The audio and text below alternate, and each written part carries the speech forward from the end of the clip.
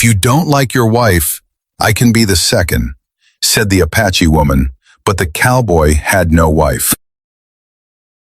Before we dive into the story, don't forget to like the video and tell us in the comments where you're watching from. The late summer sun settled low across the New Mexico frontier, turning the dry brush into long stretches of pale gold, while Judd Marston guided his horse along a narrow trail that cut between uneven rocks and low hills. His shirt clung to his back from sweat, and a layer of dust coated his sleeves and boots. He had spent the entire day riding the far edge of his land, checking boundary posts and making sure no cattle had wandered off, and the strain of the heat pressed on him with each mile. His jaw stayed tight, the old habit he carried from years of keeping his emotions sealed, especially ever since the feud that took his younger brother and pushed him away from anyone who might ask about it. Judd preferred distance, preferred silence. He kept to himself in a weather-worn cabin tucked between the hills, riding into town only when he needed supplies, avoiding questions and avoiding the memories he didn't want to stir. The isolation made the days manageable. The quiet let him feel like nothing could drag him back into the life he'd left behind. As he approached the last stretch toward home, something caught his eye near the dried wash below, a shape slumped against a rock that didn't fit the usual scatter of brush and stone. At first he thought it was a stray animal or someone's abandoned pack, but when he slowed his horse and looked again, he saw the faint movement of a person trying to breathe. A sharp pull of caution tightened in his chest. He scanned the land for signs of an ambush. Nothing moved, no tracks nearby, just one figure, small and still. Judd dismounted with a deliberate pace, placing each boot carefully on the ground, his hand brushing the handle of his revolver out of habit, not aggression. He'd lived too long on the frontier to approach anything blindly. Still, something about the motionless shape tugged at him, a recognition of what it meant when someone was too weak even to call out. He stepped closer and finally saw her clearly. A young Apache woman sat collapsed against a pale boulder, her breathing shallow, her head bowed. Her long black hair hung in uneven strands, partly braided, partly loose from struggle. Her deerskin dress was torn across the chest where the stitches had ripped open. Leaving a deep neckline she tried to hide by pulling one arm across herself, though her arm shook with exhaustion. Dirt covered her bare shoulders. A bruise spread across her cheek. Her lips were cracked from dehydration. She looked like she had been running for hours and finally ran out of strength. Judd felt his stomach tighten. He recognized desperation when he saw it. The last time he had seen someone this depleted had been during the worst years of the feud, when his brother had taken a wound Judd couldn't fix. The memory pushed at him, unwanted, but it also made him step closer rather than turn away. He crouched beside her, making sure she could see his hands. His voice came low. "You hurt." Her eyelids lifted slowly, revealing eyes clouded by exhaustion and fear. She swallowed with difficulty before whispering something that didn't match anything he expected to hear. "If you don't like your wife," she said quietly, each word trembling, "I could be the second one." The sentence startled Judd so sharply he felt his pulse jump. Confusion hit him first, then a wave of anger. Not at her, but at whoever made her think that was the only way she could survive. She didn't meet his eyes. She looked downward, bracing herself for rejection or worse. Her posture wasn't suggestive. It was desperate. It was someone expecting to be traded like property. "I don't have a wife," Judd said, steadying his tone so she wouldn't panic. "And I'm not taking you as anything." She blinked as if she didn't fully understand, and her head dropped forward slightly from dizziness. Judd hesitated, struggling with the decision forming in his mind. Taking her to his cabin meant responsibility. It meant bringing someone into the one place he kept free from memories and interruptions. But leaving her here meant she would die. The land was too harsh, the night coming too fast, and she could barely stay upright. He moved carefully, placing a hand on her shoulder to test whether she could stand. Her body leaned forward instantly, unable to hold itself up. She grabbed weakly at the rock behind her, but her fingers slipped. Judd stepped in, catching her before she hit the ground. Her weight pressed against him, warm and unsteady, the torn edge of her dress brushing against his shirt. She tried to shift away out of embarrassment, but she didn't have the strength to do more than tremble in his arms. He steadied her, speaking quietly. "You're all right. I'm taking you somewhere safe." She didn't argue, didn't ask where. Her eyes closed briefly, and her breath came in small, uneven pulls of air. Judd lifted her with both arms, adjusting her carefully so he wouldn't worsen the bruises on her sides. She felt feather light from exhaustion, but her body shook with each movement. He carried her to his horse and settled her sideways first, making sure her legs were stable. When he mounted behind her, he positioned her so that her back rested against his chest and one arm could support her waist. She tried to keep her hand on the saddle horn, but her grip failed, so Judd curled his hand over hers to keep it steady. Her breathing warmed the fabric of his shirt as she leaned into him out of necessity. As he guided the horse toward home, Judd's mind worked through the situation with a seriousness he didn't show on his face. She had clearly fled someone. Maybe raiders. Maybe men looking to sell her. Whatever happened, it had been recent. Her injuries weren't old. The torn dress made that clear. She would need water, food, rest, and someone to keep watch tonight in case whoever chased her wasn't far behind. The guilt he carried from losing his brother stirred faintly. The old belief that he couldn't save anyone when it counted. He shoved the thought aside. This time he wasn't too late. This time he could act before someone slipped away from him. The cabin finally came into view, a small wooden structure tucked between low hills, the porch dim in the fading light. Judd's grip on the reins loosened in relief. He felt the woman's breathing grow even more shallow against him, as if she was seconds from losing consciousness. "You're almost there," he murmured, unsure whether she could hear him. She didn't answer, but her head rested closer against his shoulder, and for a moment Judd felt something stir inside him, something he hadn't allowed in years. Not hope, not affection, just the quiet realization that the empty cabin wouldn't be empty tonight. The horse stepped into the yard, and Judd tightened his arm around her one last time before lifting her down gently, ready to carry her over the threshold of a home no one but him had entered in years. He didn't know her name. He didn't know her story, but he knew he wasn't letting her die out there alone. And that choice set everything else in motion. Judd pushed open the cabin door with his shoulder while holding the Apache woman in his arms, the lantern on the small table casting a steady glow over the wooden walls. The room was simple. Bed in the corner, potbelly stove near the door, shelves lined with tools and supplies, and a single chair worn down from years of use. He set her down gently on the edge of the bed, making sure her legs were supported and her back rested against the thin pillow. She winced when her side touched the blanket, and Judd took note of every reaction, trying to understand which injuries needed immediate attention. She blinked slowly, eyes adjusting to the light, taking in the surroundings with hesitation. Her breathing remained unsteady, but she was conscious enough to study the cabin's interior, as if searching for signs she was safe. Her voice came out in a faint rasp. "Where is this?" "My place," Judd answered, bringing a cup of water from the table. He held it to her lips carefully. "Drink slow." She obeyed, her throat moving as she swallowed each sip. When she lowered her gaze, he noticed how tightly she held the torn front of her dress, gripping it with determination despite her shaking fingers. She was trying to maintain dignity while her body betrayed how exhausted she was. Judd crouched beside the bed, meeting her eyes.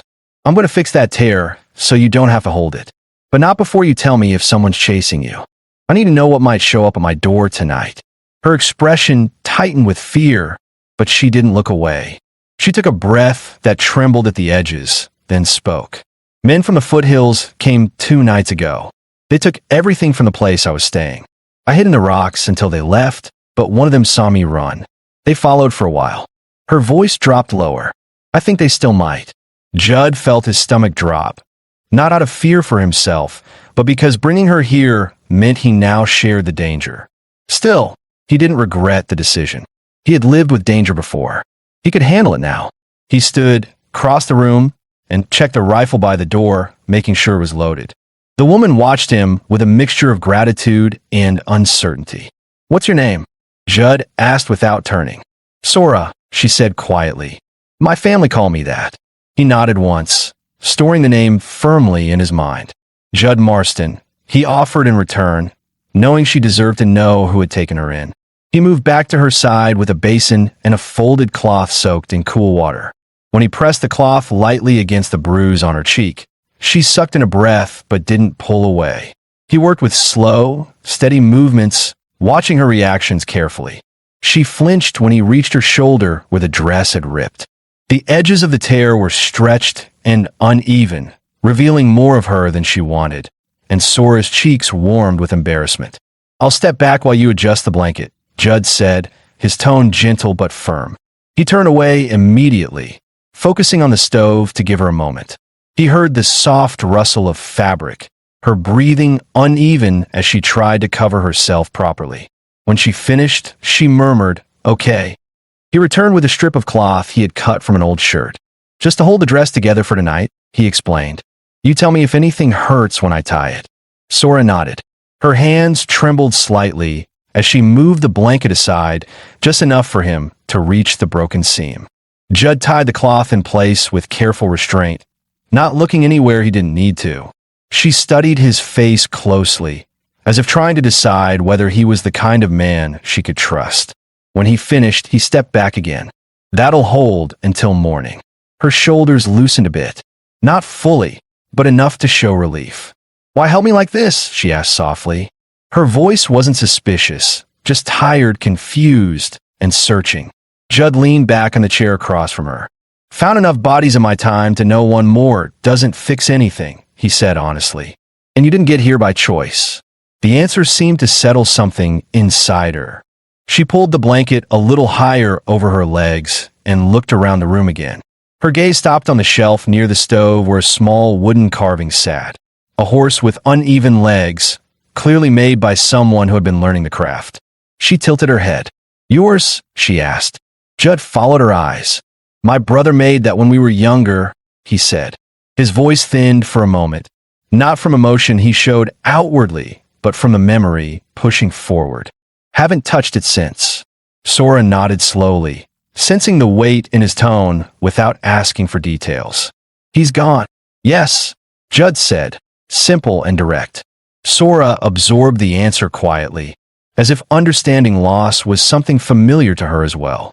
The lantern flickered slightly as a gust of wind pressed against the cabin walls. Judd stood and walked to the window, looking out toward the darkening hills. He checked the distance, the shadows, the ridgelines where someone could approach unseen. He didn't believe the men had followed her all the way here yet, but he wasn't about to take chances. Sora watched him. "You think they'll come?" "I think people after something don't stop easy," he replied. "But if they do show up, they're not getting inside." She wrapped her arms around herself, not from fear alone, but from the strange comfort that came from hearing someone declare protection without expecting anything in return. Her voice softened. "I thought you might send me away once I could walk." Judd turned from the window, his expression steady and unflinching. "You're not going anywhere tonight.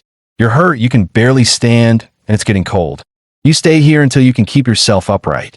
Sora breathed out slowly, the tension in her shoulders easing a little more. She looked at him again, really studying him. The worn shirt, the tired eyes, the controlled movements, the way he stood like someone who had spent years expecting trouble but refusing to run from it. "Thank you," she whispered. Judd nodded once. "Rest. We'll figure things out in the morning."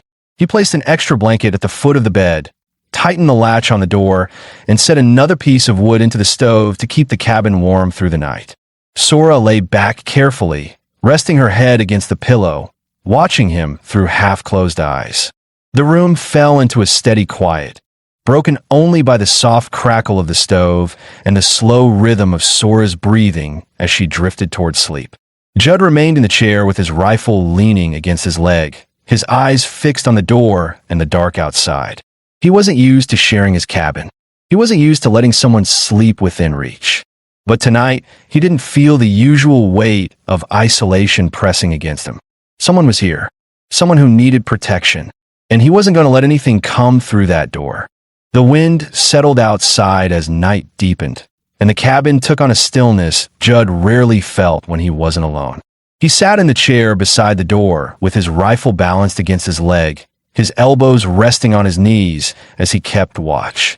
The lantern's light flickered across the wooden floorboards, stretching pale shadows toward the bed where Sora slept under the blanket he had tucked around her earlier. Her breathing had steadied, no longer ragged, but each rise and fall of her chest showed how hard the past days had been on her. Judd shifted his weight quietly, the chair creaking under him as he studied the way she curled slightly on her side, holding the repaired seam of her dress as if she feared it might come undone again. He wondered how long she'd been running, how far she traveled, and why no one else was with her. He knew she said her family was gone, but she had given no details, and he hadn't pressed because she could barely stay upright. Now, in the quiet, he wondered whether she had survived more than she let on. His eyes drifted to the window, checking the ridgeline again. Nothing moved outside except for the shadows cast by the moon. Still, he didn't relax, not fully. He had told Sora he wouldn't let anyone through the door, and he meant it. He kept his thoughts sharp, forcing away the memories that tried to creep in now that the house held more than him. A soft rustle came from the bed, and Sora stirred. Her eyes opened slowly, adjusting to the dim light. She turned her head toward him, confusion passing across her face before recognition took hold. "You stayed awake," she said quietly, her voice still rough from exhaustion. Judd nodded without shifting in his chair. "Wasn't going to sleep with you in that condition." Her gaze lowered to the blanket, her fingers brushing the stitched cloth he had tied earlier. "Did anyone come?" "No," he answered. "Quiet night so far." A small tension left her shoulders. "Good." She hesitated, then added, "I didn't mean to say things earlier. About wives." Judd looked at her directly, not unkindly. "You were scared. People say things when they think they're out of choices." She held his gaze longer this time, as if trying to figure out how much she had revealed by mistake. "I didn't know who you were," she said. "I thought maybe you'd hand me back to whoever was chasing me." "That's not who I am," Judd replied. "I don't trade people, and I don't let trouble walk out with someone who can't defend themselves." His tone wasn't harsh, but it left no room for doubt. Sora absorbed his words thoughtfully, then asked a question she had avoided until now. "Why do you live way out here?" "Alone." Judd stiffened slightly. He hadn't planned to talk about it tonight, but he knew she deserved something in return for the trust she'd already given him by staying here. "My brother's gone," he said plainly. "Things happened after that. Bad things. I left town and didn't go back. Easier this way." She nodded slowly, not pushing for details he didn't offer. "I understand losing people," she murmured. "I ran with others for a time after my family died. We kept moving. Then the group broke apart. Some taken, some vanished. I stayed in the hills, hunting small game, trying to survive. Those men, they came across my tracks by chance." Judd listened carefully, filing away every detail. She wasn't just passing through. She had been alone for longer than he'd assumed. He saw the effect in the way she watched the walls, the door, the window. She had learned to expect danger everywhere. She shifted, adjusting the blanket. Her face tensed again when a soreness at her ribs caught her off guard. Judd stood and approached the bed slowly, setting the rifle aside. "Let me look at that," he said, keeping his tone even. "If your ribs are cracked, I need to bind them so you can breathe easier." Sora hesitated, pulling the blanket tighter around herself. She remembered earlier when the torn dress left her exposed, and the instinct to guard herself pressed hard on her. Judd noticed the hesitation and stepped back half a pace. "I won't uncover anything you don't want," he said. "Just tell me where it hurts." She exhaled, her trust building in small steps. She lifted the edge of the blanket enough for him to see the side of her torso where a deep bruise spread across her ribcage. The beadwork of her dress,